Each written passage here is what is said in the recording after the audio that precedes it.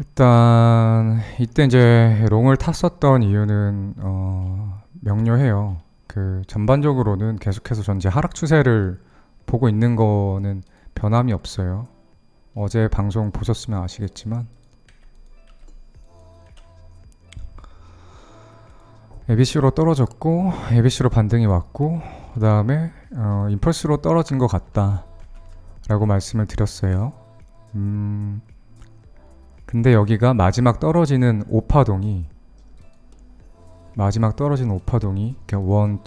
3, 4, 5 임펄스거든요. 근데 마지막 5파동이 4, 5에서 5 나오는 게 임펄스가 못 나오고 ABC가 나온 것 같다. 그래서 한 가지 유의해야 될 게 있다. 뭐냐면 이게 이런 식으로 그러니까 반등이 나오지 못하고 이런 식으로 한 번 더 여기를 뚫지 못하고 떨어지면 이게 임펄스가 아닌 게 되고 왜? A, B, C에다가 엔딩 다이아곤이 나와서 ABC의 1, 2, 3, 4, 5가 되기 때문에 그러면 이게 ABC가 되기 때문에 여기가 반등이 나오면 어디까지? 이 위로 올라갈 가능성도 있다. 왜냐면 ABC가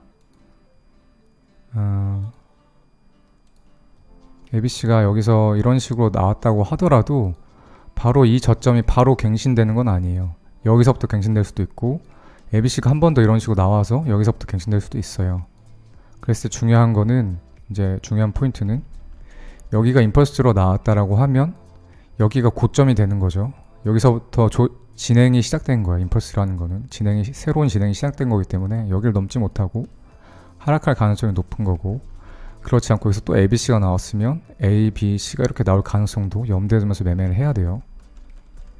그래서 어제 중요한 거는 ABC의 엔딩 다이아고널 나오는지 아니면 1, 2, 3, 4, 5가 나오는지를 지켜보시라. 어떻게 알 수 있다? 이 추세보다 더 올라오면 여기서 한 번 더 조정을 가서 전저를 한 번 더 갱신하면 그리고 올라오면 그러면 ABC가 되는 거고 그렇지 않고 이 상태로 올라오면 임펄스가 되는 건데 이 상태로 올라왔기 때문에 여기 떨어진 거는 임펄스로 보는 게 맞다라는 이제 오늘의 결론이에요. 어제는 몰라요. 저도 헷갈릴 때가 있어요. 나오는 파동을 보고 이렇게 됐구나 이게 임펄스였구나 라는 걸 지금 알았어요. 임펄스라는 걸 지금 알면 어떻게 돼요? 이 고점은 깨지지 않겠구나. 그러면 숏각을 봐야겠구나. 숏각을 봐서 숏을 들어가요. 어디까지? 이 아래까지. 그리고 손절을 칠 수도 있죠. 손절은 어디서 쳐요? 여기서. 왜? 손절은 언제 친다? 내 진입 근거가 틀렸다라고 확신이 들 때. 그때 손절을 쳐요. 근데 내 진입 근거는 뭐였어요? ABC 떨어졌고 ABC 올라온 다음에 임펄스 파동이 나왔기 때문에 335 ABC가 이런 식으로 나오려나 보다 라는 거였죠. 제 분석이 틀렸다는 걸 인지할 수 있을 때는 언제? 이 고점이 깨졌었을 때. 이러면 여기가 먼 손절 라인인데 이건 이제 길게 분석한 거고 좀 더 디테일하게 분석을 들어가겠습니다. 자, 지금 제가 숏을 들어갔죠. 이런 분석에 의해서. 근데 좀 더 디테일하게 말씀드리면 보통 같은 경우는 382에서 조정받고 올라와서 이렇게 올라가거든요. 이렇게까지 강하게 올라온 경우가 별로 없어요. 제 생각에는 둘 중에 하나인데 숏 스퀴징을 위한 거예요. 왜냐면 여기서 하락을 시켜야 되는데 사람들이 하락을 많이 받고 여기서 하락 매물대가 쌓였기 때문에 이대로 하락하면 숏 공략한 개미들 다 수익을 내게 해주는 거죠. 그래서 여기서 숏 포지션 이렇게 했는데 이렇게 숏을 타고 있는데 이 사람들을 강제 청산시키려면 어떻게 해야 돼? 빠르게 올리면 손절이 빠르게 올리면 숏 스퀴징이 나요. 손해가 커지면서 그러면서 숏 손절들을 다 하게 되죠. 그러면 이제 숏한 사람이 없어. 그러면 그때 내려갈 수 있는 거예요. 그렇게 생각할 수도 있고 양봉은 숏 스퀴징 전략일 수도 있고 아니면 정확한 이 부분 파동 카운팅은 모르겠으나 1, 2, 3, 4, 5로 본다면 임펄스로 볼 수도 있어요. 근데 이렇게 보면 말이 안 되죠. 고점 찍고 임펄스 하락했는데 여기서 다시 임펄스가 나오는 건 말이 안 되죠. 그러면 여기가 임펄스가 아니거나 여기가 임펄스가 아니거나 둘 중에 하나예요. 그러면 우리는 트레이더니까 선택을 해야 돼요. 뭐가 더 확률이 높을까? 내가 어떻게 하면 돈을 벌 수 있을까? 이거는 더 큰 파동이고 더 임펄스 파동이 명확해 보이죠. 이거는 아까 말씀드린 것처럼 모든 임펄스 보시면 자 모든 임펄스 파동은 쪼개면 또 임펄스가 돼야 돼요. 그 말은 뭐냐 1, 2, 3, 4, 5인데 처음에 나오는 1이 어떻게 돼? 1, 2, 3, 4, 5 5파동으로 쪼개지죠. 여기도 마찬가지예요. 1, 2, 3, 4, 5 3파동 5파동으로 쪼개져요. 그리고 좀 억지긴 한데 삼각수렴을 이렇게 그어서 A, B, C, D, E로 하면 1, 2, 3, 4, 5가 되긴 해요. 그래서 5파동 다 쪼개져요. 검증을 해보면 이건 굉장히 높은 확률로 임펄스 하락 파동이에요. 반대로 이거는 쪼개더라도 절대 임펄스로 쪼개기가 힘들어요. 절대는 아니지만 임펄스로 보기가 매우 힘들어요. 그러면 확률상 어떻게 해야 돼요? 나도 뭐가 임펄스가 맞는지는 저도 몰라요. 시간이 지나봐야 알 수 있어요. 하지만 시간 지나는 건 우리한테 아무 의미 없죠. 시간이 지나기 전에 지금 현재 이 순간에 우리는 의사결정을 해서 돈을 벌어야 돼요. 높은 확률로 베팅할 수밖에 없어요. 그럼 이걸 임펄스가 맞다고 생각하고 이거는 ABC 조정 파동이 나왔나 보다 라고 판단을 하는 거예요. 그리고 디테일한 쇼타점은 어떻게 잡느냐, 한번 올라왔었다가 한번 더 올라왔는데 RSI가 그러니까 여기서 급상승이 나오면서 15분봉 RSI 보시면 많이 올라왔는데 다음에 가격이 또 상승했음에도 불구하고 RSI는 오히려 떨어졌죠. 가격은 올라갔는데 보조지표의 가격은 떨어지면 이거는 하락 다이버전스란 하락 다이버전스예요. 하락 다이버전스는 하락적으로 추세가 전환된다는 거예요. 그렇기 때문에 제가 여기서 숏을 타서 여기서 숏 탔던 평단을 높였죠. 높였어요. 그래서 제 평단이 아까 보시는 것처럼 1690 이 정도 돼요. 딱 여기. 그러면 이제 타점이 나쁘지 않기 때문에 선택을 할 수 있어요. 뭐냐, 한 번 더 지켜볼 수 있어요. 만약에 이게 일단 숏한 근거가 또 있는데 여기가 넥라인이거든요. 그러니까 넥라인이 뭐냐면 어제도 설명드렸지만 이때 여기가 계속 지지받았었어요. 고점 찍고 내려왔을 때, 고점 찍고 내려왔을 때, 고점 찍고 내려왔을 때 한 번, 두 번, 세 번, 네 번, 다섯 번, 여섯 번 지지받고 일곱 번째 떨어졌거든요. 지지받았던 지점이에요. 여기 넥라인이. 여기가 깨지면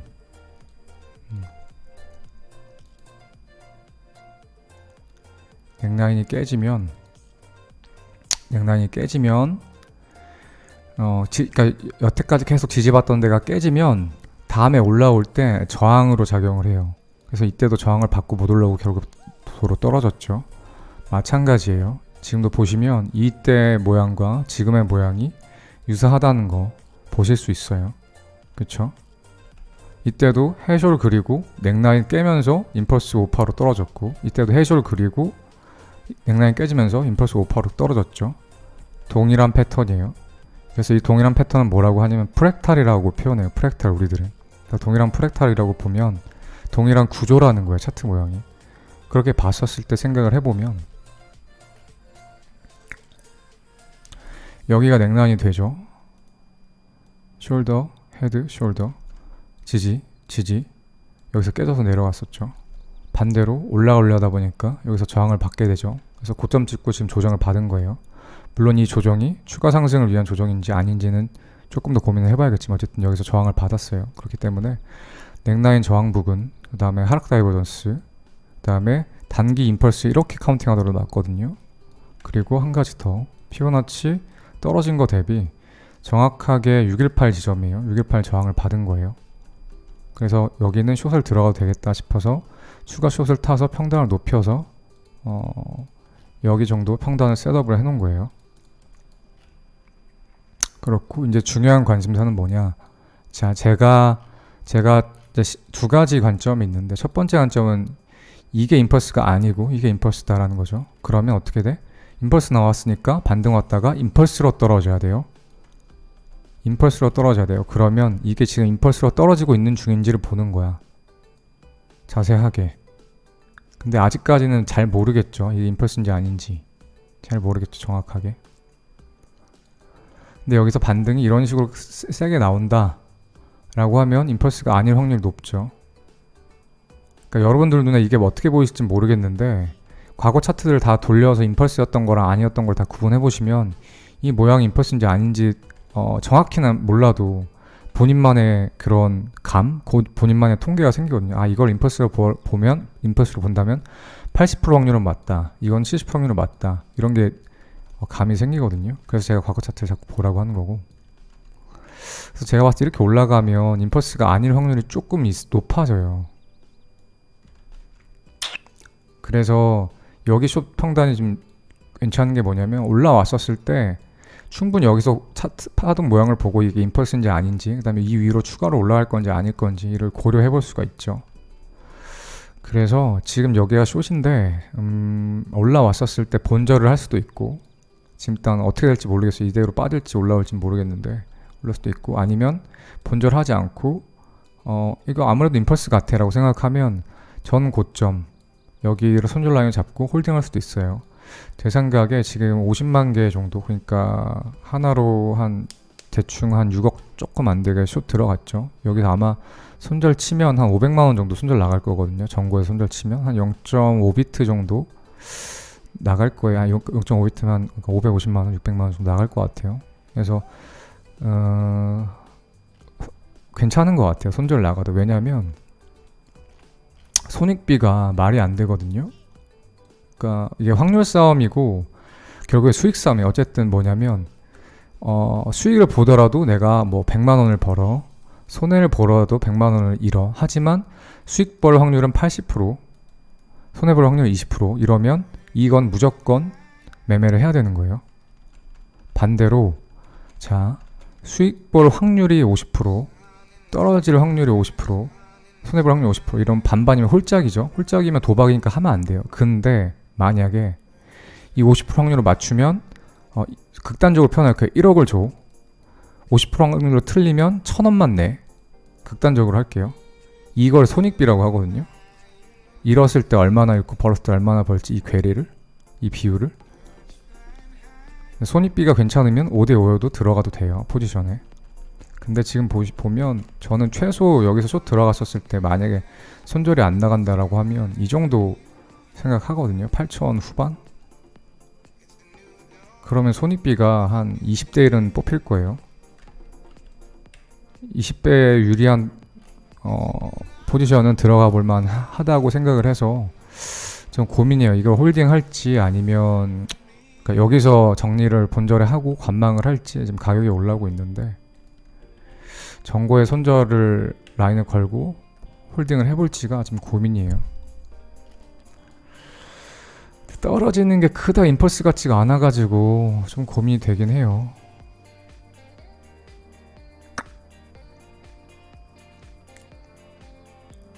제일 좋은 시나리오는 이거거든요. 1, 2, 1, 2, 3, 4, 5, 4, 5. 그래서 3파가 1, 2, 3, 4, 5가 나오는 중이라고 생각하면 제일 좋아요. 그랬었을 때 기준이 뭐가 돼요? 1, 2, 1, 2니까 이 분석이 틀리려면 어떻게 돼요? 여기보다 올라가면 틀린 거예요. 왜? 1, 2, 1, 2라고 봤었으니까. 그러면 손절 라인은 어디서 잡으면 돼요? 여기서. 딱 제 평단 되겠네요. 그래서 아마 제 생각에는 여기 이상 올라오면 본절을 하는 게 사실 가장 합리적인 것 같고, 다만 여기 떨어진 게 너무 임펄스 같다는 확신이 들고, 그 다음에 손익비가 여기서 손절 치더라도 손익비가 너무 괜찮은 자리라고 생각이 들면 홀딩을 해봐도 될 것 같은데, 솔직히 저도 지금 의사결정을 못했어요. 진지하게 좀 고민을 해봐야 되는데 갑자기 좀 방송을 켜야 돼서 제대로 진지하게 고민을 안 하고 방송을 켰거든요. 그래서 저도 지금 어떻게 할지 모르겠는데 뭐가 맞는 판단인지 지금 판단이 좀 흐려지네요. 잠을 제대로 못 자서 머리가 좀 맑아야 정확하게 판단을 해서 매매를 할 텐데, 지금도 헤드앤숄더 아닌가요? 맞아요. 사실 맞는데 여기 버티면 안 되거든요. 그 해숄 특징이 뭐냐면, 중요한 게 일단 당연히 아시겠지만 숄더, 헤드, 숄더가 있고 넥라인이 분명 있고 넥라인이 깨지면 떨어지는 건데, 중요한 건 볼륨도 보셔야 돼요. 숄더 볼륨, 헤드 볼륨, 또 숄더 볼륨 맞죠? 그래서 볼륨도 헤드앤숄더가 나와야 진짜 해숄이거든요. 근데 예를 들어서 이래요. 차트가 이런 식으로 그려졌는데, 얘가 해숄이 아니고 차트가 이런 식으로 그려졌는 여기 있어요. 그래서 여기서 숏을 타. 근데 볼륨이 예를 들어서 이렇게 되고 있는 중이야. 이러면 해숄이 아닐 가능성이 아주 높아요. 해저이 아닐 가능성이 굉장히 높아요. 그래서 볼륨을 꼭 같이 보셔야 돼요. 해저이 패턴을 보실 때는. 그렇고 또 특징은 뭐냐면 넥라인이 깨지면 헤드 크기만큼 빠르게 떨어지거든요. 그럼 여기까지거든요. 근데 그러지 않고 밑에서 비비고 있어요. 그래서 이게 굉장히 저한테는 불쾌해요. 솔직하게. 아니 해셜 모양 나왔고 떨어질 자리인데 여기서 왜 비비고 있지? 좀 이해가 안 가요. 모양과 볼륨을 봤을 때, 그 다음에 넥라인을 부셨다는 걸 봤었을 때 해셜 패턴 완성돼서 떨어져야 되는데 왜 여기서 떨어지다 말고 계속 지금 버티면서 반등이 나오고 있는 중인지 사실 잘 모르겠어요. 저도. 이게 만약에 리딩 다이아고널 나온 걸 수도 있거든요. 이렇게 1, 2, 3, 4, 5 해서 1, 2, 3, 4, 5 그런 걸 수도 있거든요. 조금 절충안을 내자면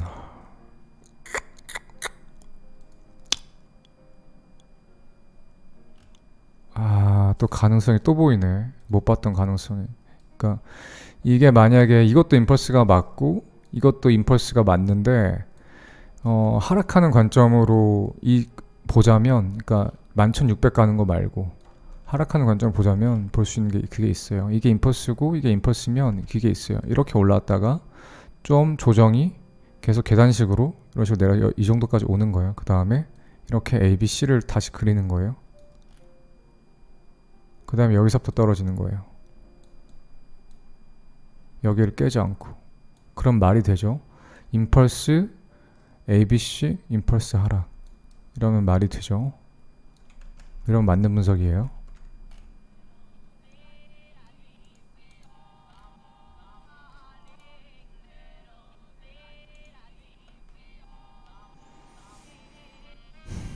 근데 아마 그러면 지금부터 고점을 깨지는 않을 거예요. 왜냐면 이대로 깨지면 ABC 나오면 너무 모양이 이상해지거든요. 물론 이렇게 될 수도 있어요. C가 좀 짧게 떨어져서 이렇게 떨어질 수도 있는데 보통 이렇게 ABC로 나올 거면 제 생각에는 이렇게 계속 내렸다가 한 0.5 구간, 최소 0.5 구간 또는 382 구간 피보나치 정도에까지 떨어진 다음에 1대1 정도 익스텐션 높이까지 올라가지 않을까 싶어요.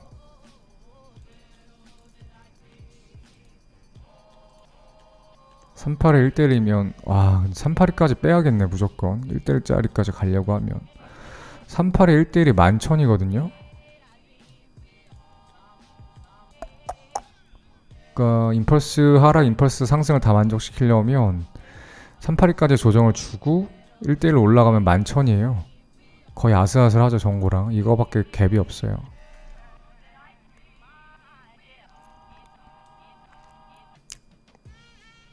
그 다음에 떨어지는 거 요것도 생각을 해봐야겠네요.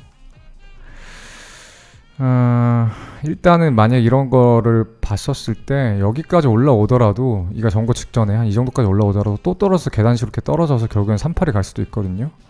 그러니까 이거는 본절 말고 전 고점에다가 손절을 치는 게 맞는 것 같아요.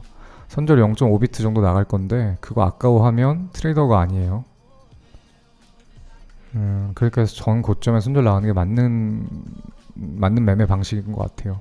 그래서 전고에 손절 걸고 홀딩을 해보는 게 좋을 것 같습니다. 왜냐면 이렇게 계단식으로 지지부진하게 떨어질 수 있거든요. 이런 식으로. 그 다음에 올라가서 ABC 만들고 여기서 또 떨어질 수 있어요. 임펄스, ABC, 임펄스 하락. 그렇기 때문에 본절하는 것보다는, 그러니까 1, 2, 1, 2로 보고 본절하는 것보다는 ABC 계단식 하락이 가능하다라는 거를 열어두고 가능성을 손절 라인을 여기로 잡는 게 좋겠네요. 와, 카운팅 반등 나왔었구나. 이거 옛날에 카운팅 해놓은 거거든요. 와, 진짜 딱 반등 나왔네 여기서. 근데 링크 원래는 WXY, XG 안 나올 줄 알고 사실 저 링크 롱 봤었거든요. 고백하면 이제 ABC 하락이 끝인 줄 알았어요. 원래 사실은 처음에는. 그 다음에 ABC가 이렇게 나와서 또 ABC가 떨어져서 결국에는 라지 ABC로 이렇게 그리지 않을까라고 분석을 했었었는데, 그래서 밑에 롱 보면 참 좋겠다 싶었었어요. 더군다나 이때 보시면 시간봉 보시면 상승 다이버스가 계속 떴었을 거거든요. 여기 보시면 여기 진짜 좋은 타점이었는데 조졌네. 여기가 진짜 좋은 롱 타점인데, 보시면 왜 그러냐면 계단식으로 떨어지고 있는데 여기 저점, 여기 저점, RSI는 올라갔죠. 가격이 떨어졌는데 RSI는 올라갔어. 뭐 상승 추세로 전환이죠. 더군다나 아마 이렇게도 다이버스 걸려 있을 거거든요. 그리고 여기도 지금 여기랑 여기도 지금 시간봉을 봤는데 한 15분봉 정도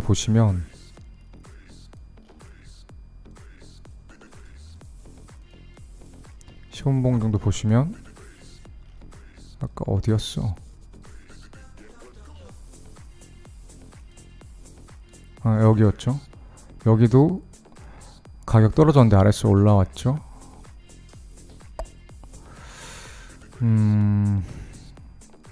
그렇기 때문에 여기가 진짜 좋은 롱 타점이었는데, 결국에는 이게 지금 보면은 베어 플래그가 결국 또 나와서 임펄스 실패하고 또 내려가서 전저를 깼네.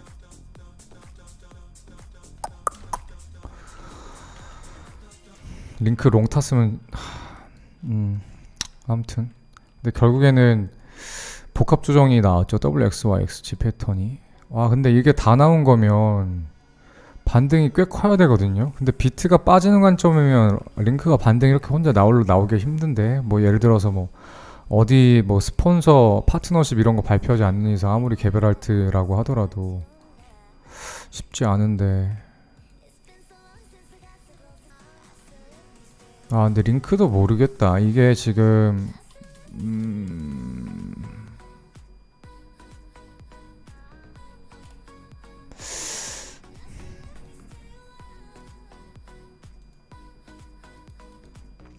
628을 딱 찍어가지고 1, 2, 3, 4, 5 조정 나올 수 있고, 근데 이게 임펄스 오파 다 나오고 다음 상승파동 나온 걸 수도 있거든요.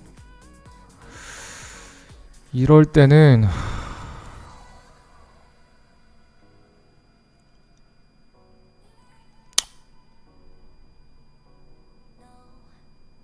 근데 일단 그 비트 방향성, 비트도 반등 나오고 있구나. 그러니까 링크도 올라왔지.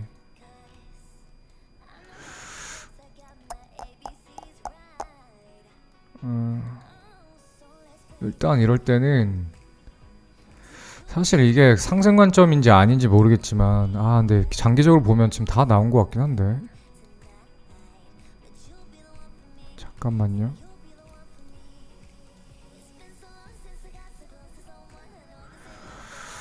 일봉 상다 있었으면은 참 좋았을 텐데.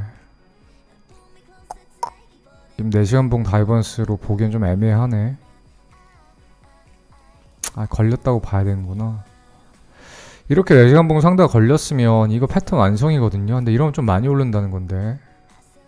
지금 제일 그럴듯한 가장 가능성 높은 걸 말씀드리면, 오파가 아직 안 나와서 1, 2, 3, 4, 5 오파 나오고 조정받고 떨어지고 다시 올라가서 382까지 ABC로 올라가는 거예요. 그 다음에 천천히 하락하다가 횡보해주고, 그 다음에 다시 올라가서 피보나치 한 0.5나 618 구간까지 밀어붙이는 게 사실 제일 그럴듯한 시나리오긴 하거든요. 근데 제일 중요한 건 이거 마이너 카운팅을 해봐야 돼요.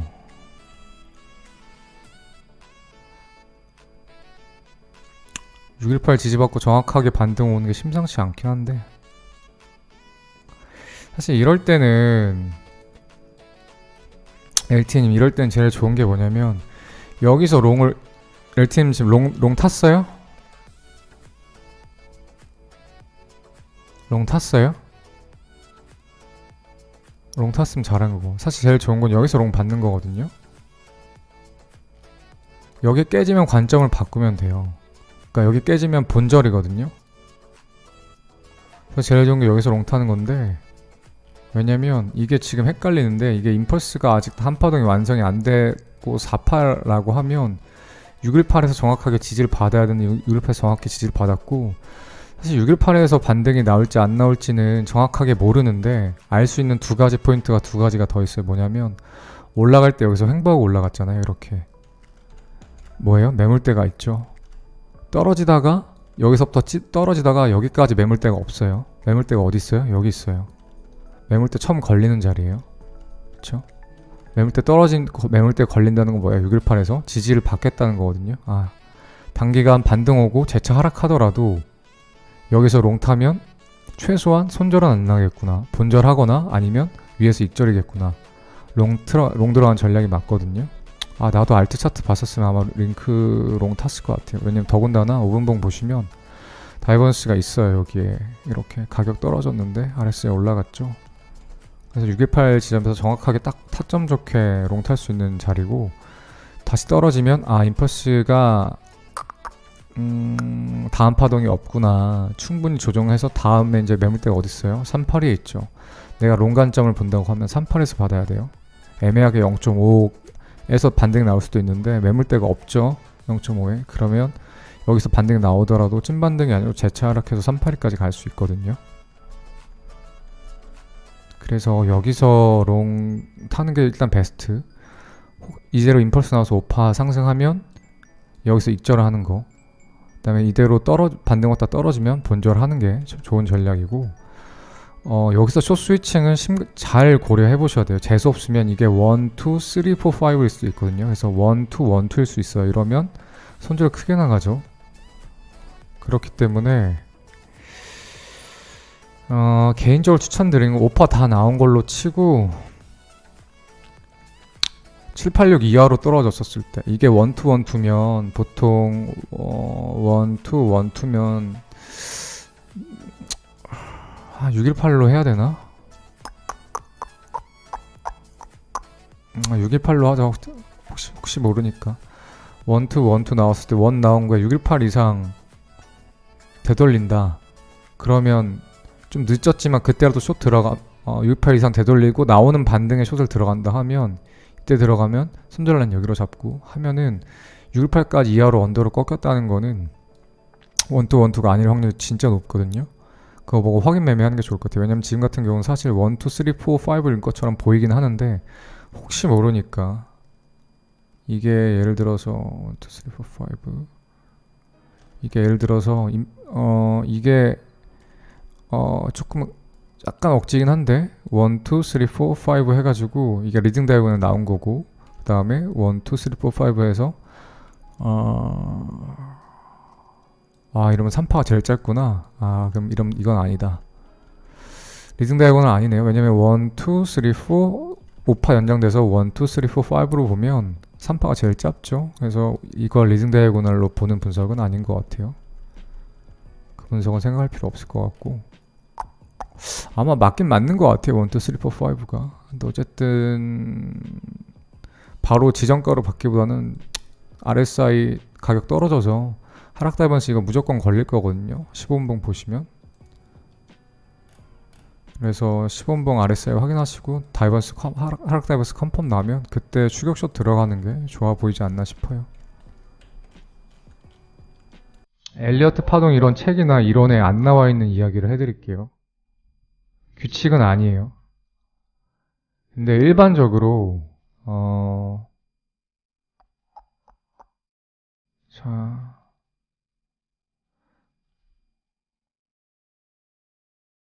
자, 내가 파동 카운팅 이렇게 했어요. ABC가 535 ABC가 아니라 이제 극단적인 거예요. 333인데 플랫 모양이 아니고 이 535 ABC 뭐라고 하지? 이제 머리가 멍해가지고 플랫처럼 안 보여도 이해해주세요. 극단적으로 표현을 하는 거니까.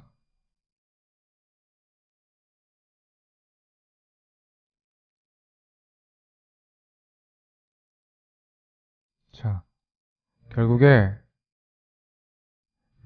차트 모양이 이런 식으로 그려졌어요. 이런 식으로. 차트 모양이 이런 식으로 가고 있어요. 여기가 끝인지 아닌지도 몰라. 우리는 카운팅을 하는 거야. 자, 이거 뺄게요.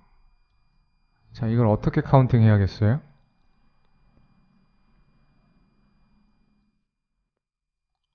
이거 어떻게 카운팅해야 정답일까?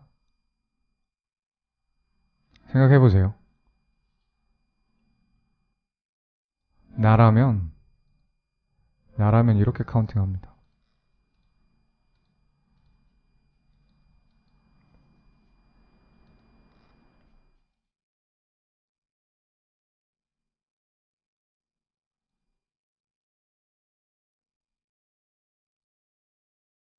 그래서 이게 더 오를 거다 라고 카운팅 할 것 같아요. 근데 똑같은 그림을 놓고 이렇게 카운팅 하죠. 여기가 끝이죠. 숏을 타요. 그럼 어떻게 돼요? 계속 오르니까 손해가 계속 나겠죠. 왜 이렇게 하면 틀릴까요? 일반적으로 여기는 상관없어요. 자, A라는 파동이 완성됐었을 때 A 파동 안에 ABC가 있죠. 이제 파동 내부 파동이에요. 마이너 파동의 조정이 이 정도가 B 파동 이 정도 왔어요. 이것도 ABC죠. 근데 파동이 완성됐는데 또 이제 조정이 왔어요. 이것도 C 파동의 ABC의 내부 서브 파동으로 카운팅을 했어요. 그런데 중요한 거는 이 전체 큰 파동 말고 이 A라는 파동 완성된 거 말고 그 전에 이제 내부 파동이 있죠. A, B. B 파동 있죠. 이게 이거보다 크잖아. 더 큰 파동이 조정됐으면, 큰 파동이 완성됐으면 큰 조정이 와야 되는 거고, 이 조정은 뭐예요? 여기 마이너 A, B, C 중에서 이 A에 대한 되돌림이 이거거든요. B거든요. 이만큼 상승했는데 이만큼 크게 떨어졌으면, 더 큰 상승이 있었으면 일반적으로 더 큰 조정이 있어야 돼요. 그게 최소한 가격적으로나 기간적으로나 둘 중에 최소한 하나는 만족을 해야 돼요. 그래서 이거는 엘리어트 웨이브 룰에는 없어요. 책에도 없는 내용인데, 과거 차트를 많이 보신 분들은 이런 내용, 이렇게 카운팅하면 틀린다는 거를 아실 거예요. 그래서 이거는 서브 파동이죠. A 파동은 서브 파동인데, 더 큰 파동이 완성됐으면 더 큰 조정이 와야 된다고 보는 게 맞는 거라, 이렇게 카운팅하면 안 돼요. 이렇게 카운팅하면 이거를. 그런 의미에서 이제 C 웨이브를 다시 카운팅하면 이렇게 되죠. 제 눈에는 이게 기간적으로 훨씬 더 큰 조정을 했다고 봐요. 그쵸? 파동 내부의 마이너 카운팅이거든요, 이게.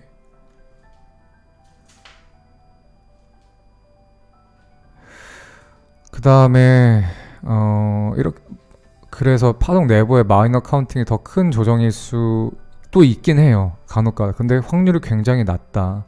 틀릴 확률이 높아요. 보통 큰 파동, 그러니까 이렇게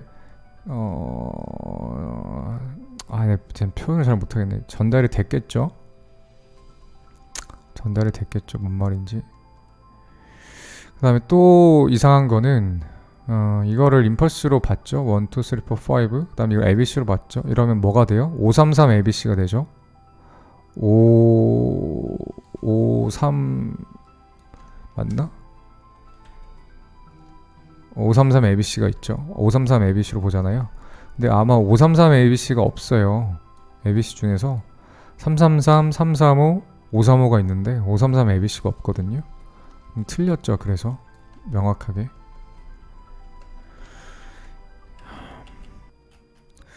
와, 여기 삼각수랑 나오나 보다. 여기 지지받는지 중요해요. 여기가 시제는 차트적으로 많은데, 이건 진짜 손절이 너무 커가지고 이런 고점 정보는 손대면 안 되는데, 내가 진짜 차트적으로 자신있다 하시면 들어가세요. 1, 2, 3 A, B, C, D, E, 5 나올 것 같거든요. 그래서 전거 뚫고 한 35,000원 정도까지 타겟으로 해서 지금 24,000원이면 승률 꽤 괜찮네. 3주가 안 나오고 이렇게 떨어진다라고 하면은 이런 또 생각이 깊어지는데, 어쨌든 무슨 관점으로 시장을 보시는 건지 모르겠는데, 일단 이렇게 미친듯이 올라간 거 있죠. 이미 떠난 버스는 놔주는 게 맞아요. 진짜로 주식할 때 제가 진짜 꼭 추천드리는 거는, 이건 트레이딩이면, 주식이 아니고 저 지금 그러니까 트레이딩이면 여기서 롱매수 봤거든요. 바꾸서 내가 삼각수렴이 아니다 싶으면, 지금 딱 삼각수렴 자리잖아. 삼각수렴이 아니다 싶으면 A, B 나왔고 지금 이제 C 나왔고 A, B, C, D, E거든요. 그래서 횡보하다가 올라갈 거라 생각하고 여기서 롱매수를 받고 손절을 엄청 타이트하게 치셔야 돼요. 엄청 타이트하게. 이 트렌드 라인 밑에서 근데 사실 이거는 이렇게 높은 종목에서 단타 친다는 게 말이 안 되거든요. 근데 예를 들어서 내가 전업 트레이더가 아니어서 24시간 주식을 못 보는데 회사 일하다가 대형이 갑자기 음봉 이렇게 나왔어. 어떻게 할 거야? 여기 절대 안 가요. 이러면 절대 못 갈 수도 있어요. 그래서 사실 주식은 투자 관점으로 보시는 게 좋고, 특히 이렇게 올라간 종목들은 안 보는 게 좋아요. 진짜로. 그게 뭐 전기차 저기 뭐야 테슬라라더라도 테슬라 막 하면서 사람들이 막 사니까 저게 떨어졌잖아요. 진짜 그게 맞는 것 같아요. 개미들이 우르르 사면 떨어지는 것 같아요. 시젠도 너무 유명하잖아요. 사실 이런 종목 손 안 대는 게 좋은 것 같아요. 그쵸. 시즌은 이제 슬슬 올라가는데 피로감이 있구나 하면서 이제 슬슬 정리를 해야 될 타이밍이긴 한데, 조금 고무적인 거는 올라가면서 거래량이 계속 빠지고 있다는 거거든요. 반대로 얘기해볼게요. 올라가면서 거래량이 는다는 거는 뭐예요? 고점에서 사는 사람도 많은데 파는 사람도 많은 거죠. 누가 팔겠어? 밑에서 사는 사람들이 다 팔았다는 거거든요. 또 이걸 에너지 관점에서 보면 어쨌든 주가를 올리는 세력이 있다고 했었을 때, 음모론을 이야기하는 게 아니에요. 주가를 올리는 세력이 있다고 할 때 똑같이 여기서 2만원에서 3만 5천원까지 올리는데 거래량이 한 주 터지는 거랑 100주 터지는 거랑 비용이 얼마나 차이나요? 100배 차이나요? 그쵸? 거래량이 많으면 돈이 많이 들어요. 같은 구간을 올리더라도. 그래서 거래량이 되게 중요한데, 올라갈수록 거래량이 줄고 있다는 거는 가격이 올라가더라도 상대적으로 거래량이 줄면서 쓰는 비용이 덜하니까 피로감이 덜한 거죠. 근데 만약에 그래서 이렇게 매도타임을 잡을 수 있어요. 볼륨이 꾸준하게 디클라인 하고 있는데 감소 추세가 있는데 감소 추세를 깨고 볼륨이 튄다. 이제 정리해야겠구나 생각하실 수 있어요. 근데 이렇게 엘리트 파트 관점에서 보든 이런 볼륨 관점에서 보든 아직은 한 번 더 상승이 높을 거라고 차츰 생각을 하는데, 리스크가 너무 크다는 거죠. 리스크가 물렸을 때 대응을 못하면 리스크가 너무 커요. 잘 생각해 보시길 바랄게요. 시즌은 기대해볼 만한 게 이렇게 채널로 빠졌거든요. WXYXG 패턴으로. 보통 이렇게 채널을 낄 때 뭐 종목마다 특성이 다르긴 한데, 일반적으로는 채널까지 빠르게 갖다 댔다가 조정 준 다음에 다음번에 뚫거든요. 이 말은 아까 본전까지 올 가능성도 있다는 이야기긴 해요, 여기. 근데 지금 이미 고개를 뺏고 윗골을 달리겠지만 고개를 뺏고 내밀었거든요. 그래서 지금 내시한봉 보고 있는데 봉마감이 중요할 것 같아요. 내시한봉이 양봉 마감 돼가지고 채널 위로 이렇게 마감이 되면, 그러면 다음 날에도 또 양봉 나와서 올라갈 가능성이 높거든요, 크게. 그래서 손절 라인을 차라리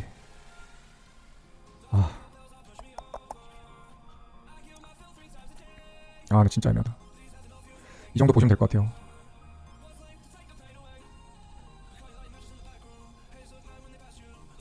여기 위로 근데 올라가도 저항대가 또 여기 있긴 한데, 하여튼 이 이상 올라가면 채널에서 채널 저항 받고 내려갔다가 안 보이거든요. 그래서 이 이상 올라오면 솔직히 가망 없어요. 조정 받고도 또 올라가거든요. 그렇기 때문에 여기 손절 라인, 어차피 여기 손절치나 여기 손절치나 큰 차이 없거든요. 여기서 셔타셔서 조금만 홀딩 해보시고 여기 손절 라인 거시고 여기도 넘어가면 손절 치세요. 저라면 그렇게 할 거예요. 근데 틀릴 수도 있죠. 제 원망은 하지 마세요. 저도 몰라요. 솔직하게 리플 잘 본 종목도 아니고. 근데 만약에 내가 숏 탔는데 나라면 어떻게 할까라고 생각을 해보면 저는 여기 넘어가면 손절 치겠습니다.